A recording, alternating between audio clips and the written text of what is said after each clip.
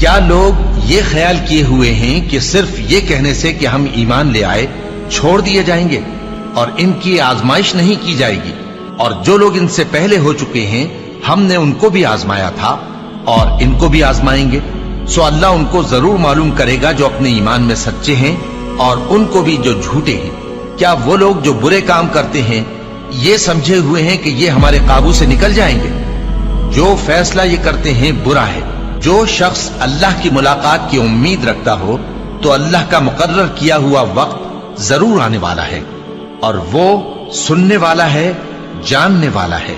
اور ہم کسی قدر خوف اور بھوک اور مال اور جانوں اور میووں کے نقصان سے تمہاری آزمائش کریں گے، اور صبر کرنے والوں کو بشارت سنا دو کہ ان لوگوں پر جب کوئی مصیبت واقع ہوتی ہے تو کہتے ہیں کہ ہم اللہ ہی کا مال ہیں اور اسی کی طرف لوٹ کر جانے والے ہیں۔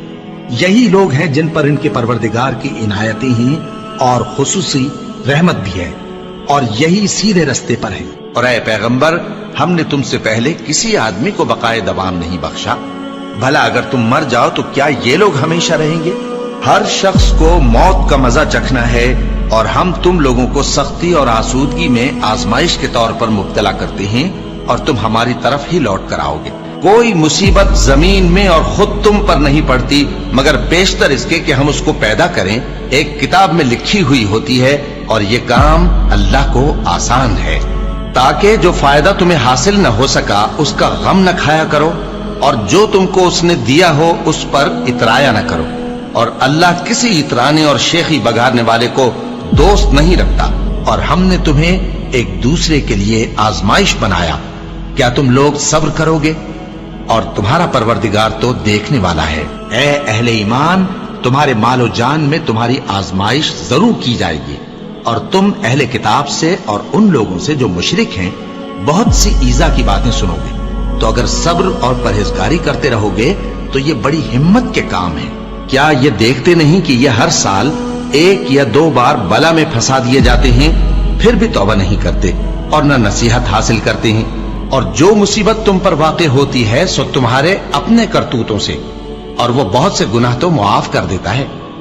اور تم زمین میں اللہ کو عاجز نہیں کر سکتے، اور اللہ کے سوا نہ تمہارا کوئی دوست ہے اور نہ مددگار۔ کیا تم یہ خیال کرتے ہو کہ یوں ہی بہشت میں داخل ہو جاؤ گے؟ اور ابھی تم کو پہلے لوگوں کی سی مشکلیں تو پیش آئی ہی نہیں۔ ان کو بڑی بڑی سختیاں اور تکلیفیں پہنچیں، اور وہ صعوبتوں میں ہلا ہلا دیے گئے، یہاں تک کہ پیغمبر اور مومن لوگ جو ان کے ساتھ تھے سب پکار اٹھے کہ کب اللہ کی مدد آئے گی۔